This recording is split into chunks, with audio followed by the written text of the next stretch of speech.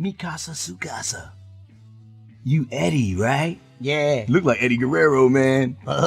You like to watch wrestling? Yep. Have you ever watched wrestling? On weed? That's the way to see it, man! It's rock!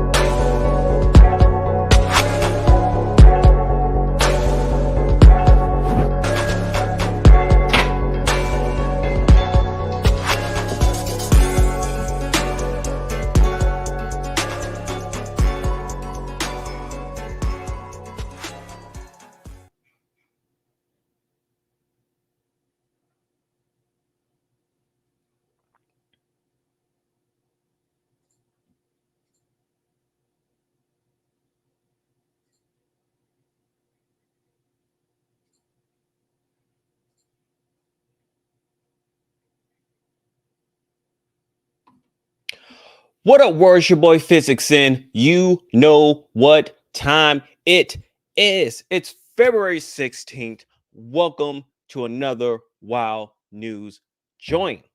Now, I don't feel like I need to elaborate on what we're going to be talking about today because you know what we're going to be talking about. See you right after this. Really? This is my yard now. It doesn't matter what your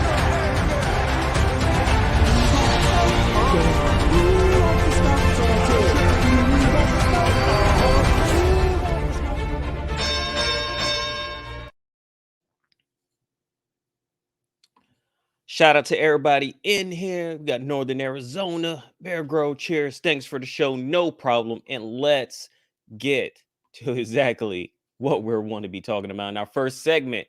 Cody and Brandi Rhodes leaves AEW and are possibly heading back to WWE. Now, there was no real news during the Super Bowl weekend, so this is why you didn't see the boy on Monday. But boy, oh boy, Monday evening to Tuesday morning was on fire. Now, what happened Tuesday morning? Well, all the wrestling news Twitter was giving eye emojis and saying wow, like I woke up and was wondering what was about to happen. But nobody knew what was going on and what it was to. But then the news dropped that Cody Rhodes was leaving AEW. Now, Cody sent love to everybody he worked with in AEW, and in a statement, he said the following: I have loved my time at AEW. Amazing locker room, amazing fans, amazing people. The revolution was indeed televised, and I've been incredibly lucky to be a part of that. He said, I am confident. So I'm so proud of my creations and contributions and the items I supported or collaborated on with such wonderful professionals. Thank you, fans. Y'all did the work. Let's live forever. And this was followed up by AEW sending out their own message, which was Cody and Brandi Rhodes were integral to the launch of All Elite Wrestling. Cody's ability to combine with his boldness and his passion for our industry and his love for community outreach helped AEW deliver on our mission to give fans what they needed for far too long. Something new, innovative, and lasting. Brandi helped us shape the AEW story, and I appreciate how hard she fought for us both in the ring and out of the ring, competing in the women's division while advancing our efforts at inclusion and civic causes, including great partnerships with Culture City and the American Heart Association. Have immense respect and appreciation for Cody and Brandi, and I wish them both the best as they move on from AEW. Thank you, Cody and Brandi. Now, a few minutes later, it was confirmed that Brandy's will also leave. And so what happened? Well, both had signed 3-year deals that expired on December 31st, 2021. Over the last 6 weeks, there have been negotiations for a new deal with both continuing to work in community relations and own television as if they were staying. Behind the scenes, both had major positions. Cody was an executive vice president, EVP, head of community relations, and was also partners with QT Marshall on the Nightmare Factory Training School, where he will remain part of. Until the negotiations fell apart on Monday, most of the top people in AEW were not aware anything was up and figured both Cody and Brandi were staying. On Cody Rhodes, the Wrestling Observer says most in AEW thought everything was fine and he would resign with the company all the way up until it was announced he and Brandi were leaving. Both had kept quiet on the talks and haven't spoken to anyone that we are aware of regarding the split or what led to it. Until the split, Cody had acknowledged working without a contract, but gave the impression he expected a new deal. Brandi, who was the company's chief brand officer, had just closed a partnership deal a week earlier with American Heart Association, which we just mentioned. Cody had worked strongly with Amanda Huber in the community relations division. And if you know, Amanda Huber was the wife of John Huber, aka Brody Lee. As far as the story behind the story, there is tons of speculation right now. What is known is that as of Monday, lawyers were involved working out the split with no contract. Both could go to WWE immediately. According to WrestleVote, WrestleVote said spoke to a source just now that fully anticipates WWE coming to an agreement with Cody Rhodes. Unbelievable. Khan had said in the past that he had Options on all the key talent for 2022. Rose did have an option year and possibly a 2-year one. So it would have been Khan's call not to exercise it. As Dave Meltzer put it on Twitter, it is a sign they are sticking to a budget which was clear in other negotiations. This was in tune to a question I was asked saying, do you think appropriating money to expand the AEW roster instead of locking in Cody and Brandi Rhodes was the best move for TK and AEW? AEW is being a little more conservative in regards to its signings until the next TV deal where they hope to get an increase. So, let's see what the Wild Nation thinks so far. I got asked, is it a work? New company are back to E. No, it's not a work. This is true. It's damn true. um, they put official statements. Everybody that had their ear to the ground knew about it before the news dropped. They knew about it about a few hours, so it was leaking that this was going to exactly happen. Girl says, if this Cody thing is a work, that's the end of for trust in AEW. Well, you can keep trusting AEW then. This is it. When we had our prior channel in one of our old videos, I talked about the NHL going to TNT. Now, when that happened, they also signed a TV deal with AEW. One of the big things they talked about during that time period was that the war chest that they were given wasn't a lot. And that war chest was for signing other wrestlers. Now we know up until CM Punk coming, Chris Jericho was their biggest salary in AEW. Once CM Punk came, he took up a huge pot, which I'm pretty sure that when Bryan Danielson came, he took up a big pot. And this has led to certain wrestlers now not being able to get those options. Everything right now is a money thing. Tony Khan, and it was said that if Tony Khan wanted to, he would need to dig deep in his pockets so that he could be able to pay for these special wrestlers. Now, if you look at it, there's another thing going on where a lot of people they put their, the companies back on are possibly not going to no longer be there. You look at the women's division. They use Joshi Japanese women wrestlers to hold up the women's division. And now if you look at it, they're barely seen unless it's AEW Dark. They went for every big indie name. We know it's about to be Wrestlemania season, and usually when it's Wrestlemania season, we have Joey Janela spring break. They brought in Joey Janela. We knew how big a name Brian Cage was when he was on the indie scene.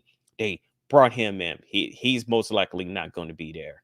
And now you also have somebody that was a part of this, a co-founder, co-creator, a man that was all in. I went to the first All In show, and I remember just like the talks and the buzz around the arena about like Cody being backstage and producing and making sure everything went well because everybody else needed to focus on the wrestling. And you can tell, like, before Cody came to New Japan Pro Wrestling, before he became a part of Bullet Club, it really looked like that Kenny, the Young Bucks, and Hangman Page were all going to WWE. And when he came, he shifted that. He brought in that promotional sense. He brought in that, that we can be bigger than just being wrestlers sense. Because even when you look at the last matches in New Japan Pro Wrestling for all of them at Wrestle Kingdom, Cody barely wrestled like he wanted to be there. The Young Bucks, who are usually always on, did not want to be there. They gave D- effort as far as what they were doing in the ring. The only person that went all out that night was Kenny, but that's because he has a reputation, he has a name he had to uphold before he left New Japan Pro Wrestling. And now, one of the architects is gone. And from what it seems like, it's off to WWE. That NHL deal was going to take a ton of money. And then there was one source says they believe that Cody could be at the WWE Performance Center as early as this weekend to prepare for a run. But as noted, nothing is official as of writing. We definitely won't be seeing him this week because they recorded everything for SmackDown last week in New Orleans, so they could be ready for Elimination Chamber this Saturday, which we are doing predictions for. So make sure you check out for that. WWE Chairman and CEO Vince McMahon is planning to give Cody Rhodes a major match at WrestleMania if Rhodes were to return to WWE, according to Wade Keller of PW Torch. Gruss says, if I'm Cody, make me WWE champion or nothing. He's probably going to get a belt. He's probably going to get WWE championship. He's not going to be a universal champion. I wouldn't be surprised if Bobby Lashley ends up getting a surprise wrestler, and that surprise wrestler is Cody Rhodes. He takes the belt. That's probably going to be night one of WrestleMania, and everybody goes crazy. But according to Ray Keller, he stated, Cody and WWE haven't confirmed it, but Cody is going to WWE and he's going to get a big push. Vince McMahon is going to treat this as a big deal. Everybody I talk to thinks Vince loves the idea of acquiring a co-founder and EVP and, main event wrestler. He just held their secondary singles title not that long ago, and having him show up on WWE TV is something that Vince is very interested in taking advantage of and making money on it. It could even be a situation where Cody is in a major match at WrestleMania. And then on top of that, you got to think about what Cody's position was, especially with the TNT title. Like, he purposely put himself out of the world picture thing. But his whole thing was getting over other wrestlers. He got over Brody Lee when he came. Sammy Guevara, like everybody that was going for that TNT belt, his whole job was to, how can I make you look good? And he had, as much as he was getting booed, this is the thing, he had storylines that at least garnered a reaction. And when it comes to wrestling, yeah, boos are boos, but at least that's what you can ask for. And one of the things was Gruss says AEW has too many wrestlers. And I have a feeling, and I had this feeling, and I stated this like a year or so back, that I think Kenny Omega is only going to do this one contract. From what has been said is Kenny Omega has a 1 year left on his AEW contract. His deal set to expire on February 23rd, 2023. It was also mentioned that it's unknown how the cleaner is feeling right now, as he is away from the ring dealing with several injuries. So from what it looks like, he won't be back to around late 2022. And I wouldn't be surprised if he takes less of a role while he's there. And I feel like if he does take less of a role, it means he's most likely going to leave once that contract is up. Out of all the EVPs, out of Cody, the Young Bucks, and Kenny was the one that did less. A lot of his stuff focused on what to do inside the ring, and not outside the ring. That's why, let's be honest, the women's division was a mess while he was there, and it seems like he's gone and it's gotten a lot better, because he had to focus on his own thing. He was going to be the champion. He was the biggest name coming to AEW outside of Chris Jericho and Moxley popping up. But, the allure and aura of Bullet Club, that one special 2 years or so, especially when Kenny was putting on his matches with Okada, were built on Kenny's back. And this is how we got to where we are now, with the smarts of Cody and where we are now. So I feel like in him, also in his legacy and the things he wants to do, I don't see him being a Jay Lethal, being a guy to be like, I never wrestled in WWE. I don't think that's going to be his thing. I think for him, there's things he wants to accomplish with wrestlers that are not there, and he knows there's no chance he's going to be able to wrestle them unless they're there. It really looks like it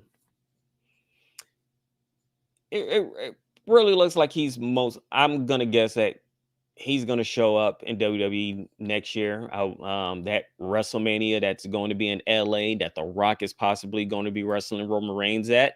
I would say that night after WrestleMania is probably going to be super crazy. Daniel Price says Bullet Club is NWO 2.0 and it has run its course. Yeah. as far as everything, yeah. And then Daniel Price writes, and no, Cody is not a work. If it were a work, it would be one of the dumbest works ever and would backfire in AEW's face is hard. Yeah, that's why it's not. And why everybody was kind of shocked that it's happening, and why we already kind of know that it seems like WWE has been in talks with him over the last few days, and that the deal is imminent, if not already signed. Like I said, we won't be seeing him this week because everything has already been recorded. But from everything, it looks like we'll probably see him near WrestleMania or the night after WrestleMania. Speaking of that, Stone Cold is back. It's been 19 years since Stone Cold's last match at WrestleMania 19 against The Rock. Now, word is that he may be back in the ring, but against who? Well, the other Stunner user, Kevin Owens, with him dissing Texas this past Monday, the seeds have been planted. According to a report from Fightful Select, WWE has made an overture to get Stone Cold Steve Austin to return for a match at the upcoming WrestleMania 38 pay-per-view on April in Dallas, Texas. PW Insider says WWE first reached out to Steve Austin about doing something at WrestleMania 38 in late December, early January, but there didn't seem to be much to it. There also says that as of right now, Austin hasn't committed to wrestling, but the plan all along has been for him to be a part of the show because it is in Texas, and you got to do something with the 57-year-old rattlesnake. Now, they've been asking him for years to come back and wrestle, and he said no. If you listen to the Stone Cold podcast, you know that he has said no multiple times. Now, I don't know if it's him doing, the Broken Skull podcast and him talking to the other wrestlers. And if you remember, they're doing Stunner Sunday was a thing that got mentioned as a possible was a trademark name that WWE just got trademarked, which was Stunner Sunday. That was last week that I mentioned that got trademarked. Now it makes me wonder, Stunner Sunday. WrestleMania is a 2-night event. Does that mean that night 2, we're doing Stunner versus Stunner?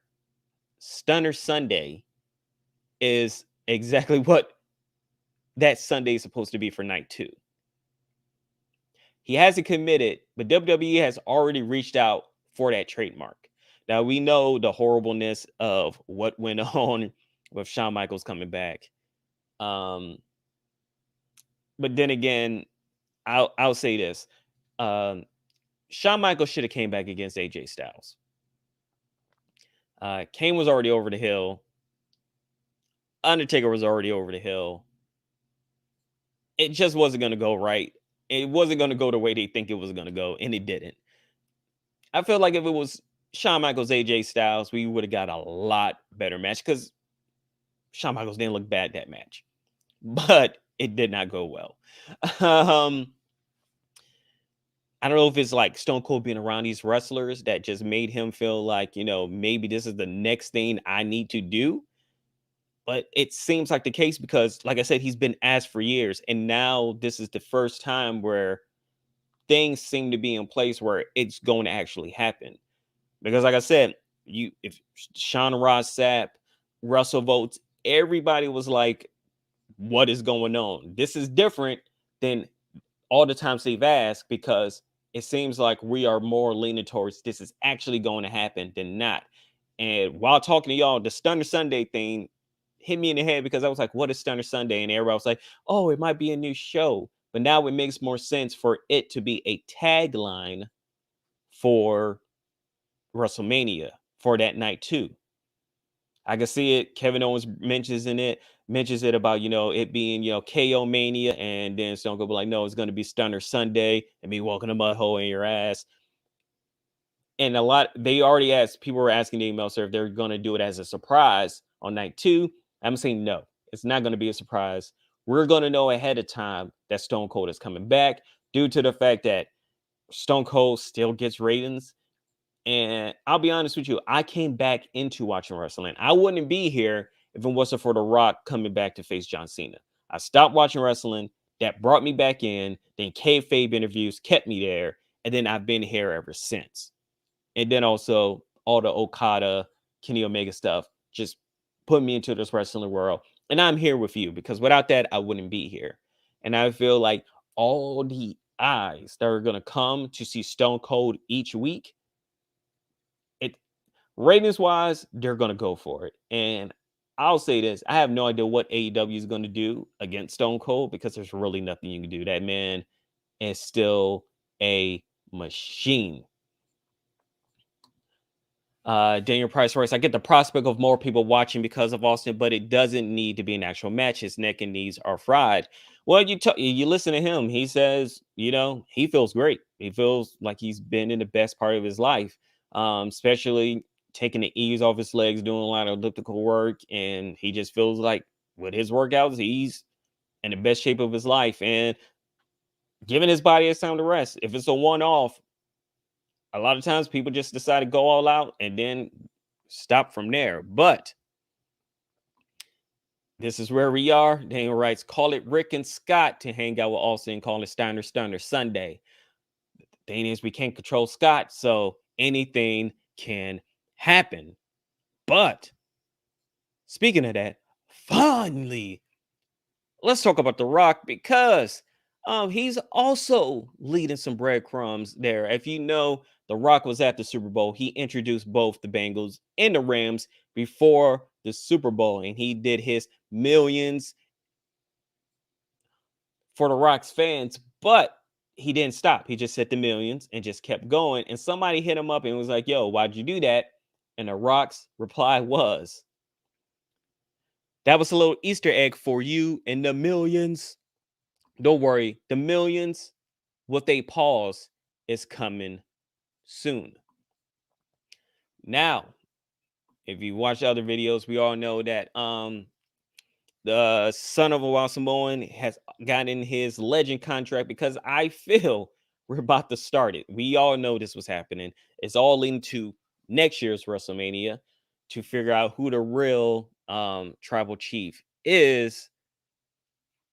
And I guarantee you we're probably going to see The Rock at WrestleMania. From the sounds of it, it seems like they already kind of know what WrestleMania is going to be. WrestleMania seems like it's going to be super jam-packed. And I just don't see The Rock now showing up if Stone Cold is going to have his first match. He's going to have to be there.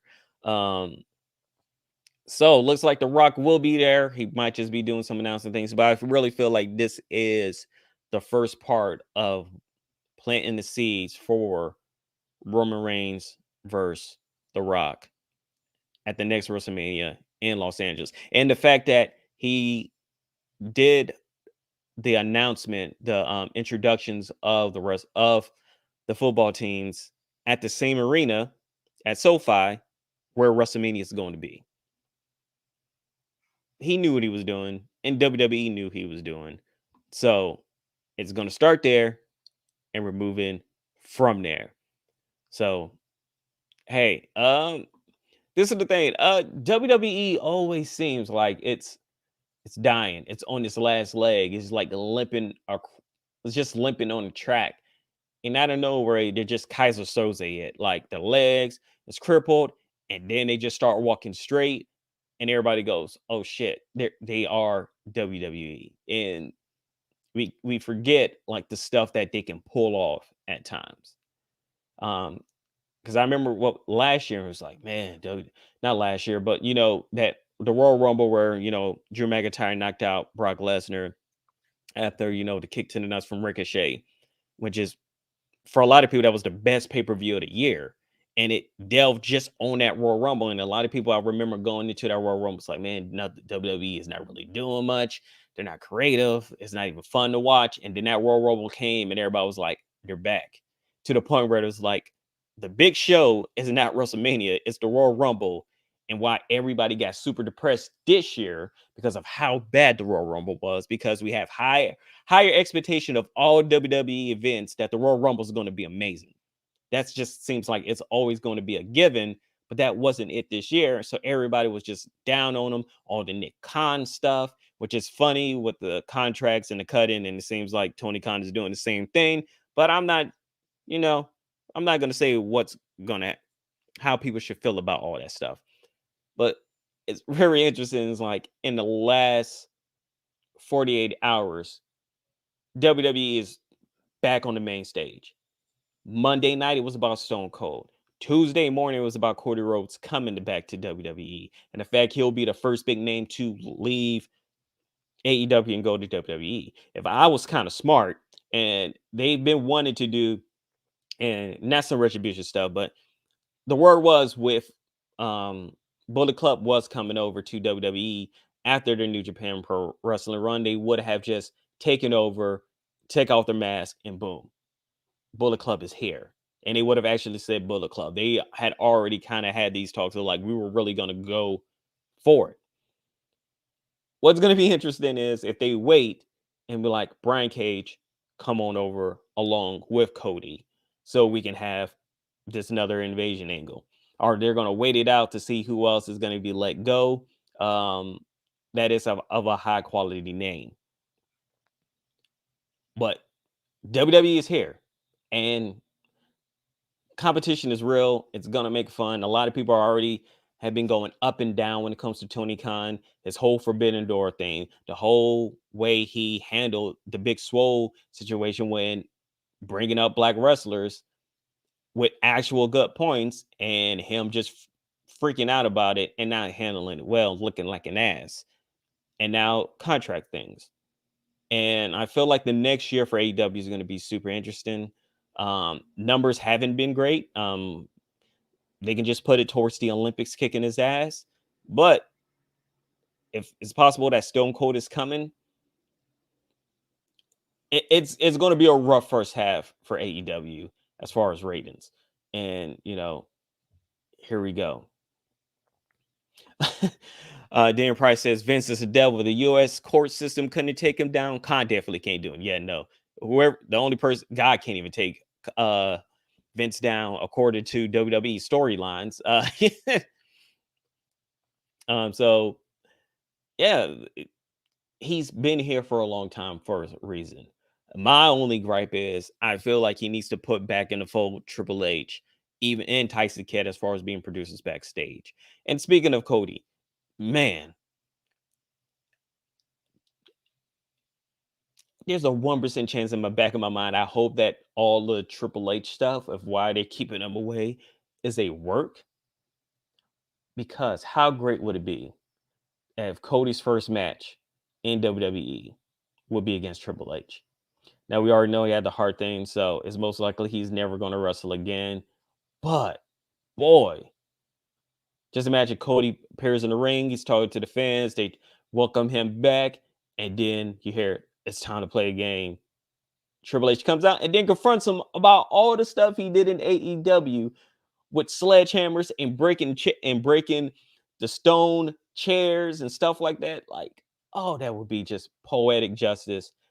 And I could see Triple H losing that match if he wanted to, but making sure that, hey, Cody, you're gonna get a potato. You're getting a receipt. Like, I'm gonna hit you. If I knock you out, I'm gonna pick you back up. But for all that stuff you did in the ring, I need to actually hit you at least once. And then we're gonna take care of each other. But damn, man. I just wish his health was good enough for it. But hey, wrestling, it's fun. Just great right here. But now let's get to some quick hits. On Wrestling Observer Radio, Dave Messer indicated that an edited version of the contract signing segment that featured a botched Charlotte Flair Ronda Rousey spot will air on Friday Night SmackDown. I guess they're going to cut it a different way. A lot of people have seen the video where Ronda Rousey, they're doing a contract signing. Ronda Rousey reaches for Charlotte's head to hit it on the table, and Charlotte just like missed her cue, and it just looks goofy. So I wonder how they're going to cut that. They're probably going to cut away or zoom real close so it looks like it actually did something and not the goofy mess that has been floating around Twitter. Josh Alexander tweeted that his Impact contract and visa to work in the U.S. both expired on Sunday. The Observer notes he's open to re-signing with Impact, but also reminded that Brandi Rhodes name dropped Alexander in a recent promo on Dynamite. Look at there. Their work still going on. Brandi Rhodes was in a huge ass feud, even though the way the AEW crowd was reacting to it was a little iffy on my end. she's still setting up things, and they're not even there anymore. Last week's Wrestling Observer newsletter had updates on some AEW stars who've been out recently. Eddie Kingston is expected to return to AEW this week. He's been sidelined with a fractured orbital bone.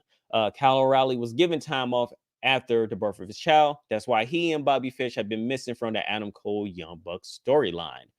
Now, it is to believe that this image right here for WWE 2K 2022 is a render of the proposed look that Elias was going to have during his Macho Man gimmick. Because we have never seen him in trunks like that. But I'm glad it didn't happen because we already know what it looked like when it came to somebody using a Macho Man gimmick. If your name ain't Jay Lethal, don't do it because you guys Damian Sandow, how all of that went. Moving on. The inaugural WWE NXT level up tapings were held earlier last night at the WWE Performance Center in Orlando before NXT Vengeance Day hit the air on Sci-Fi. This is the new weekly show that's replacing WWE 205 Live on Peacock and the WWE Network. The show will air at 10 p.m. every Friday night. NXT level up commentary was done by Nigel McGuinness and recent hire Sudu Shah, which is the same commentary team that has been working 205 Live for a few weeks now. The ring announcers were Alicia Taylor and newcomer Kelly Kincaid. That name was mentioned the prior week when it came to trademark names. This was also trademarked the same time as Stunner Sunday. Kelly Kincaid is the new WWE ring name for the former Ring of Honor on-air talent Quinn McKay, indicated that she has signed with the company. The following matches were what was taped for the first ever level up, versus Harlan versus Javier Bernal, Fallon Henley and Kayla Inlay versus Ivy Now and Tatum Paxley, Idris Eno versus Kushida, and that was going to be the matches for NXT level up. Moving on, Samoa Joe will be the third inductee into the Ring of Honor Hall of Fame. During his time there, Joe was a Ring of Honor Pure Champion and a World Champion. And also, we know he had plenty of bangers against the American Dragon, Bryan Danielson, and his best buddy, CM Punk. Now, for local wrestling, in our area, Hit Row is coming to MCW Maryland Championship Wrestling on March 19th. So Hit Row is still doing their damn thing. Now, let's talk about what's going on tonight in the world of wrestling. And that is AEW Dynamite. This week's show comes live from Nashville Municipal Auditorium in Nashville, Tennessee. CM Punk earned a match against MJF. Now Punk is posed to choose the time, the place, and the rules for the next encounter. The matches we have for tonight are TNT Championship match for Sammy Guevara versus Darby Allin. We have a no DQ of Thunder Rosa versus Mercedes Martinez. We have a Faces of the Revolution ladder match qualifier, Wardlow versus Max Caster. Chris Jericho and Jake Hager versus Santana and Ortiz, and Bryan Danielson versus Lee Moriarty. Make sure to tune in tomorrow to get those blunt ratings for AEW Dynamite and find out what Laylo thought about everything that happened when it comes to AEW, what his blunt ratings are, and he might also give you his thoughts on the Cody Rhodes news. So here we are. Thank you for joining me here today. Shout out to everybody that was in here. Daniel Price, the homie from North Arizona, Russ. Thank y'all for joining me. If you're watching this on the replay, make sure to leave in the comments what you think about the whole Cody situation, the possibility of getting Stone Cold back in the ring, and anything else we talked about. I do be in there, and I will make sure to respond back. And we have a little back and forth. If you disagree with me, agree with me, it's okay. Let's get to talking. Make sure that notification bell so you know when we're going live for the Wild News Joint. I will be seeing you on Friday at 12 p.m. Until then, enjoy some wrestling tonight, y'all. Like the video, subscribe to the channel, and hit the notification bell to know when we go live next. Follow us on Twitter and Instagram at Wrestling on We, and thanks for watching.